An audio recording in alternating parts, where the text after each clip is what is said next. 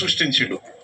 మీరు మీరు చూడండి, సూర్యునికి పేదరికం ఉండదు, ఈ గాలికి పేదరికం ఉండదు, పర్వాళ్ళు దొక్కే నదికి పేదరికం ఉండదు, కానీ మనుషులకు మాత్రమే పేదరికం ఉంటుంది. ఎందుకంటే ఆధిపత్యం అన్న ఆలోచన పేదరికాన్ని తీసుకొస్తుంది. కాబట్టి ఆలోచనని మీ కళాకారులు ఏర్పడేసేయాలి ఈ తెలుగు రాష్ట్రాలు ఉండని నేను కోరుకుంటున్నాను.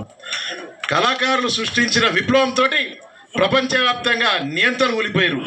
అక్కడెక్కడనో ఇటలీలో ముసోలిని అని ఒక నియంత్రణుడు అనమాట. కళాకారులు ఒక పాట పాడిరు. ఇక్కడ బెల్లాసియా అని ఒక పాట.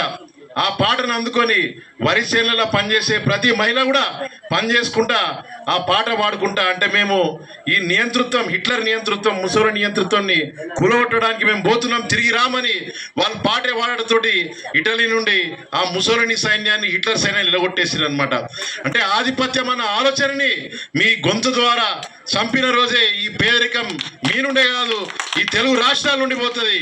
సుభాష్ చంద్రబోస్ ఒక సైన్యాన్ని తయారు చేసిండు, మొత్తం తిరిగిండు, ఆయన ప్రపంచం అంతా తిరిగిండు సుభాష్ చంద్రబోస్. హిట్లర్ని కూడా కలిసిండు. ఈ దేశ ప్రజల కోసం ఒక సైన్యం తయారు చేయాలి, అక్కడ పట్టుబడ్డ భారతీయ సైనికుల్ని కూడా విముక్తి చేసి ఒక ఆజాద్ హిందూ ఫౌజ్ అని ఒక సైన్యం తయారు చేసి, ఒక నేషనల్ ఆర్మీ తయారు చేస్తే వాళ్ళు ఒక పాట తయారు చేసుకున్నారు అనమాట. ఆ పాటతోటి ఆ సైన్యం వాళ్ళు బ్రిటిష్ వాళ్ళకి చిక్కినప్పుడు ఆ పాట దేశమంతా మారుమోగింది. నేవల్ మ్యూటినీ వచ్చింది. ఆ నేవల్ మ్యూటినీ తర్వాత స్వతంత్రానికి దారి తీసింది. భారతదేశ స్వతంత్రానికి సుభాష్ చంద్రబోస్ సైన్యం తీసుకొచ్చిన పాట ఈ దేశ విముక్తి కోసం, ఈ దేశ స్వతంత్రం కోసం, ఈ దేశాన్ని బ్రిటిష్ పరిపాలన ఆధిపత్యపు, తెల్లోడి ఆధిపత్యపు, రవి అస్తమించని సామ్రాజ్యం అని చెప్పిన ఆ బ్రిటిష్ వాడు తెల్లోడి ఆధిపత్యాన్ని ఇక్కడ తెరదించి మనకు స్వతంత్రం తీసుకొచ్చింది. కాబట్టి మీకు ఏం చెప్తున్నానంటే, అక్కడ మావోని మీరు చూడండి, చైనాలో సాంస్కృతిక విప్లవం తీసుకొచ్చిండు, కల్చరల్ రెవల్యూషన్ తీసుకొచ్చిండు. పాట ద్వారా మా ఊరూర తిప్పిండు సైన్యాన్ని, రెడ్ ఆర్మీని తిప్పిండు. Old thoughts, old beliefs, old customs ఉండొద్దు, పాత ఆలోచనలు, ఆధిపత్య ఆలోచనలు ఉండొద్దు.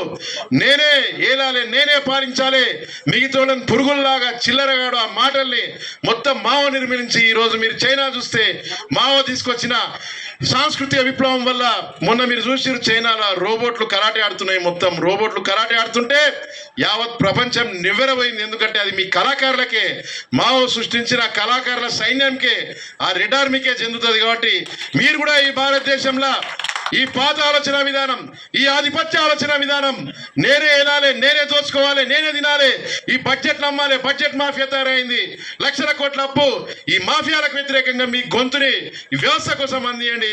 భావి భారత పౌరుల కోసం అందియండి, మీ పిల్లల కోసం అందియండి, వాళ్ళ కోసం అందియండి. ఏ నాయకులను తయారు చేయాల్సిన అవసరం లేదు. వ్యవస్థను బాగుపరుచుకుందాం. గొంతెత్తి ప్రశ్నించండి. మీ గొంతు ద్వారా ప్రతి రాజకీయ నాయకుడు వాళ్ళ పిల్లల్ని ప్రభుత్వ స్కూల్లో చదివించాలని చెప్పండి. మీరు ఎన్నికలు వచ్చినప్పుడు మీ పిల్లల్ని చదివిస్తేనే కదా ప్రభుత్వ పాఠశాలలు బాగుపడేదని. ప్రతి రాజకీయ నాయకుడిని మీరు ఎన్నికల ముందు ప్రభుత్వ ఆసుపత్రుల్లో మీరు ట్రీట్మెంట్ చేసుకోవాలని, అప్పుడే కదా ప్రభుత్వ ఆసుపత్రులు బాగుపడేది. ఇట్లా మీ గొంతు ద్వారా ఎన్నికలు వచ్చినప్పుడు ఎత్తి చూపండి రాజకీయ నాయకుల్ని. వ్యవస్థ ఎందుకు బాగుపడదు? భారతదేశం చైనాని మించిపోకుంటే నా పేరు అరుణ్ కాదని నేను చెప్తున్నాను ఈ వేదిక ద్వారా. కృష్ణన్న ఆయన గొంతు, ఆయన ఒక 54 ఏళ్ళు ఒక వన్ మ్యాన్ ఆర్మీగా, ఒక ఒంటరి మనిషిగా పోరాటం చేసిండు. ఇప్పుడు ఆయన ఒంటరి కాదు, మీ అందరి గొంతులు తోడై ఈ పేదరిక నిర్మూలన, ఈ ఆధిపత్య వ్యవస్థ ఏదైతే ఉందో మిమ్మల్ని పేదరికమైన సంఖ్యలలో బంధించిందో. అండమాన్లో ఉన్న గిరిజన తెగలకు పేదరికం అంటే కూడా తెలియదు. వాళ్ళు అండమాన్లో ఇప్పుడు ప్రాజెక్ట్ చేస్తుంది సెంట్రల్ గవర్నమెంట్, అక్కడికి ఎవరిని బ్యాన్ చేసిరు అనమాట. తెగ ఉంటుంది, గిరిజన తెగ, వాళ్ళకి పేదరికం అంటే తెలియదు, డబ్బు అంటే తెలియదు, హాయిగా ఉంటారు, చెట్ల నుండి తెంపుకొని తింటారు అనమాట. కానీ ఇక్కడ ఉన్న ప్రతి ఒక్కళ్ళు కూడా ఈ తెలుగు రాష్ట్రాల, ఈ దేశంలో పేదరికంలో మగ్గి ఆత్మహత్యలు చేసుకుంటారు. ఇప్పుడు ఒక సోదరుడు చెప్పిండు 8 మంది 9 మంది ఎంతో మంది ఆత్మహత్యలు చేసుకురని. ఎక్కడ చూడు బలవన్మరణాలు, పేదరికం, హాస్పిటల్ దోపిడీ, స్కూల్ దోపిడీ.